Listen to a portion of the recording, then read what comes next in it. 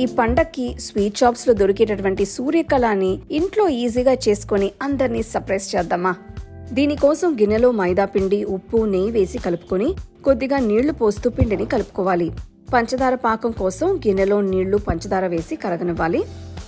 పంచదార కరిగిన తర్వాత ఏలక్కాయ పొడి, కుంకుమ పువ్వు వేసి పాకాన్ని 5 నిమిషాలు మరిగించుకోవాలి. ఫిల్లింగ్ కోసం కోవా, తరిగిన జీడిపప్పులు, పిస్తా పప్పులు, బాదాం పప్పులు, ఏలక్కాయ పొడి చేసుకున్న పంచదార వేసి కలుపుకోవాలి. ఫిల్లింగ్ ని చిన్న చిన్న ఉండలుగా చేసి పెట్టుకోవాలి. ఇప్పుడు పిండి మిశ్రమంని కూడా సమంగా ఉండలు చేసుకుని కొద్దిగా మందంగా ఇలా రోల్ చేసుకోవాలి. కట్టర్ సహాయంతో వీటిని రౌండ్ గా కట్ చేసుకుని అంచులు కొద్దిగా ఇలా పల్సగా చేసి పెట్టుకోవాలి.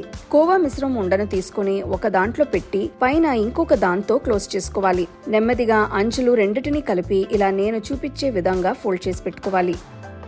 తర్వాత డీప్ ఫ్రైకి కడాయి పెట్టుకుని నూనె వేడైన తర్వాత చేసి పెట్టుకున్న సూర్యకళని నెమ్మదిగా నూనెలో వేసుకోవాలి. వీటిని గోల్డెన్ బ్రౌన్ లోకి వచ్చేంత వరకు వేపుకోవాలి. వేపుకున్న సూర్యకళను పంచదార పాకంలో వేసి 10 నిమిషాల పాటు నాననివ్వాలి.